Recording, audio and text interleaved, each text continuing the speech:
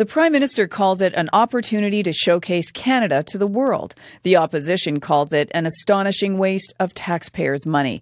As the leaders of the G8 and G20 nations get ready to come to Canada for their annual summits, there's been a lot of attention paid to how much the two events are costing us. Some put the price tag for summit security alone at $1 billion. Add to that the controversy over a fake lake inside a Toronto pavilion pegged at $1.9 million. This afternoon, we want to hear from you. Is this spending really necessary, or is the value in hosting these events worth every penny? Call us at 1-866-468-4422. Text us at 22222.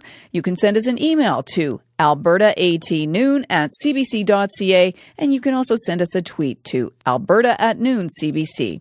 Our guest today is John Larsen. He's with the Corpin Group in Calgary. He's an expert on major event security. He's been involved with security teams at the last G8 summit in Calgary and the Olympic Games in both Beijing and Vancouver. Good afternoon, and thank you for joining us today, Mr. Larsen. Good afternoon, Donna. Pleasure to be here. Well, let's talk about that billion-dollar price tag for security. Why does it cost so much to host these events? Yeah, it's a hefty number. There's no doubt about it.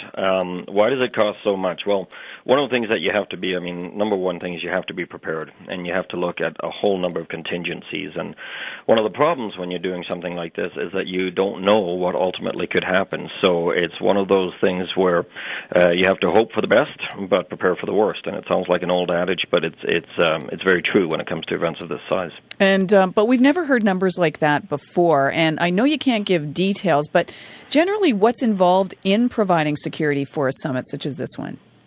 Well, all kinds of different elements, and I certainly, the policing forces, and there's a whole variety of them. There are forces of jurisdiction that are involved in this, and there are a variety of different police departments involved, and they all have to contribute. So the large portion of that number is derived from literally boots on the ground, people that have to fulfill any variety of roles. And those roles, Donna, they include things like protection of the international protected persons, obviously heads of state, their delegations. Some of them come with huge delegations. I think the RCMP made some public statements on that just within the last week. So the numbers of people and the amount of security that's involved for protecting those people is certainly on one level surprising. I think for some people it would be quite staggering. Okay, well, why don't we let our listeners weigh in right away, because I suspect they'll have a lot to say about this today, and you know what's involved. You've done this. You can answer their questions. 1-866-468-4422 if you'd like to join our conversation today. John is on the line in Calgary. Hi, John. Hello. What are your thoughts on this? Well, I think people should stop talking about the lake. That's just a distraction. The $1 billion is certainly the issue. And it's just clear that this thing was botched from the beginning, and I think the government should just admit it. Huntsville must have been picked for political reasons. That is, somebody in cabinet wanted to have the benefit of the conference in their riding. At too late a point, that was decided that it wasn't appropriate, and then people were scrambling. And then to pick Toronto, of all places, to host it, any person with any common sense just realizes how absolutely expensive and disruptive that was going to be. So this thing was botched from the beginning. If the government really wants to claim that they're responsible stewards of our tax dollars, they should just admit it, get over this one, but be clear that this isn't the way that it should have been planned, that there should be some accountability and responsibility for it, but they should certainly take ownership of what was a really bad and ultimately massively expensive decision. Thank you for that call, John. And maybe don't go away, because perhaps we'll hear what John Larsen has to say in response to that. What do you think? Yeah, well, John, you raise a good point. When you do it in a city like Toronto, there's just so much protection required, and I'm not necessarily defending the money here. I'm just putting some context to how that figure is generated. When we look back here a few years ago, when Calgary hosted the G8 summit back in 2002, the world leaders came to the airport and then they were whisked off to Kananaskis, and relatively speaking, that was a small site that could be somewhat more easily secured, and so the cost reflected that. As you say, when you've got G20, G8 activity happening in downtown Toronto, it adds multiple layers of complexity that have to, that definitely people have to take care of. And so why would they have done something like that? That I can't speak to. The decision of that, I don't know. I know what it involves in terms of the complexity of making sure it's a secure environment. And when we talk about a secure environment, we're not just talking about VIPs. I think obviously that's the important one. That's the one everybody gets. If you have the President of the United States and other people coming in, they need to be secured.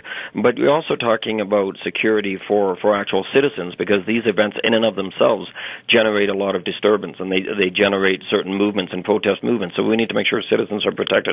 And, of course, you need to protect property. I think we can look back at any number of summits and seen the sort of property damage that's occurred as well. So it's protection and security on a number of different levels. Anything to add, John, on the line? A lot of this money is actually compensation for retail operations that had to close down in large parts of downtown Toronto, making the decision just categorically ridiculous. And I agree, Kananaskis was a great spot, but couldn't they have found, even as a second decision too late in the process, something other than Huntsville, which would have been much more easy to control and to cost than the middle of downtown Toronto at the last minute? There's no chance that was the right place to go. Yeah, I wouldn't disagree with that, John. Okay, thanks very much for that call, John. We appreciate it. And getting a text from one listener who says it's a complete waste of money. What about schools and healthcare? And another person wondering why we had to spend so much money to host it here. Are there things that we're not being told about why they had to hold it in Toronto, Mr. Larsen? Do you think? I don't know.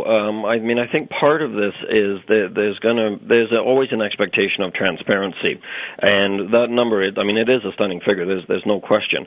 If we can just harken back a couple of months to when we had the Olympics in Vancouver, one of the things that the Vancouver Police Department did, and in my view quite effectively, is they came out relatively quickly after the event and they outlined what the costs were, what they had to do for that expenditure, and where it was allocated, and they were very transparent about it, and people got to see it. So judgments, although people were critical in advance, certainly, and wanted to see where the expenditures were made, once they had a chance to review that, then they could certainly come to their own conclusions and say, okay, this seems reasonable, or at least it was a valid protection that needed to be in place. I think if you don't have that kind of transparency at some point in the process, that's when organizations tend to get in trouble. What about the marketing aspect of this? I mean, we're not just hearing about the billion-dollar price tag to secure these world leaders and the environment in which they're going to be, and protect the retailers and so on, and compensate them. But we're also hearing now about the marketing of this. I mean, are there any advantages to having a summit such as this one come to our biggest city in this country, shut down normal business in the area for a couple of days, and then send everybody home? There's probably some kind of trickle-down effect economically, but whether it meets the $1 million in expenditure, that's obviously questionable. I would imagine as well, and one would be better placed to ask the Government of Canada this question, but presumably there's some sort of obligation and there's some sort of rotation in terms of the world leaders as to who will host. These summits happen every year.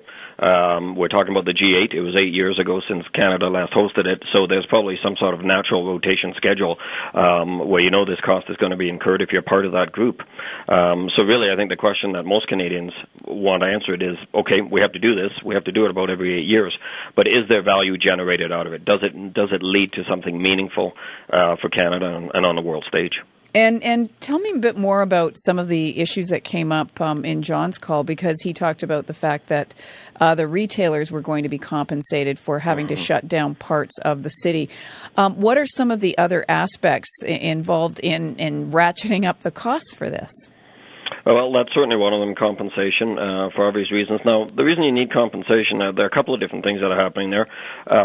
Number one, it's for the motorcades and whatnot that go through and that actually transport VIPs, and so they've identified those, and certain people will be affected from a business perspective, and so they do the right thing and they compensate them. But the other dimension to this is, if we move it beyond the VIPs themselves, is that every summit of this nature and every large sporting event, we saw it with the Olympics just recently, there is a protest movement around that, and so a very fine balance needs to be struck, if you will, between the security forces in terms of recognizing people's democratic right to get out there and protest if they have a cause that they want to vocalize around.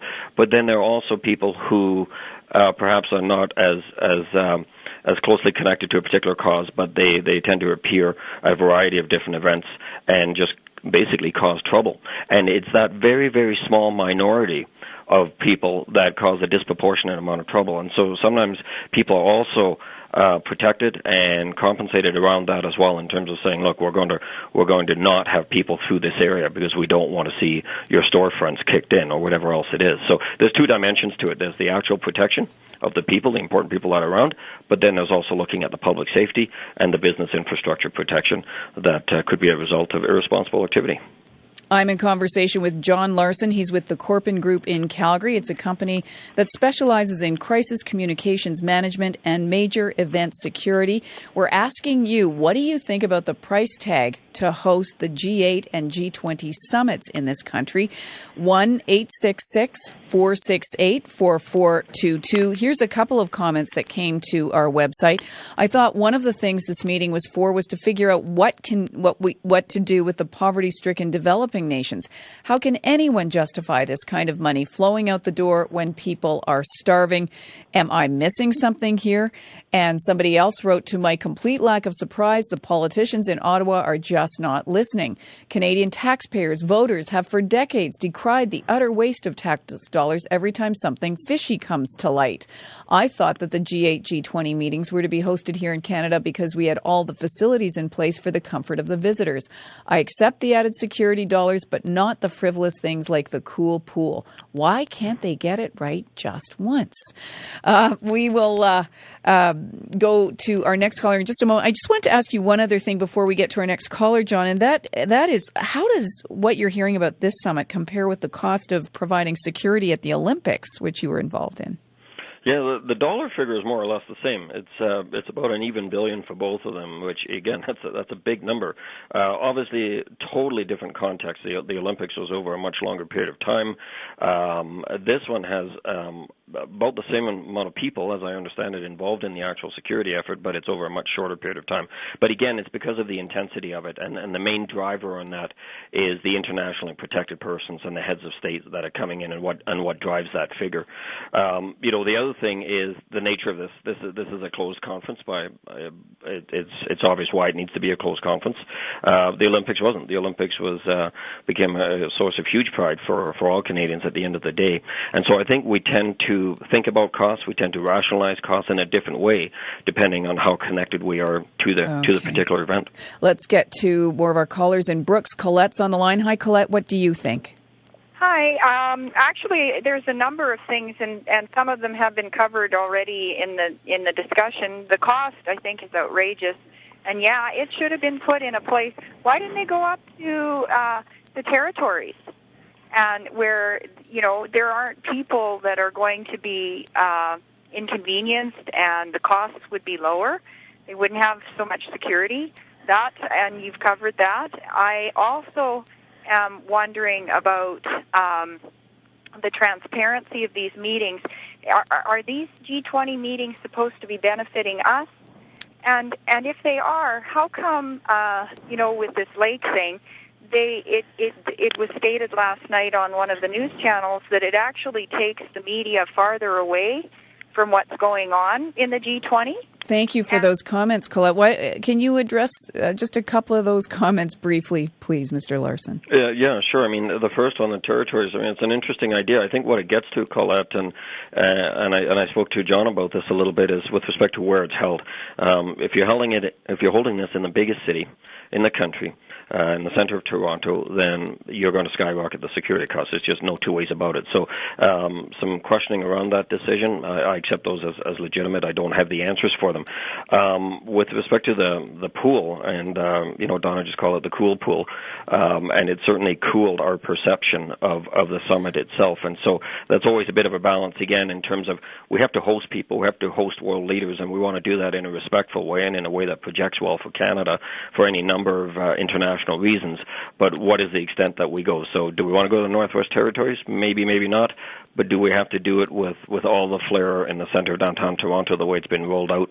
That's the other side of it. So there's sort of two different extremes, and it has to be balanced off with cost and projection. We thank you so much for taking the time for us today, Mr. Larsen. We appreciate it. Thank you very much.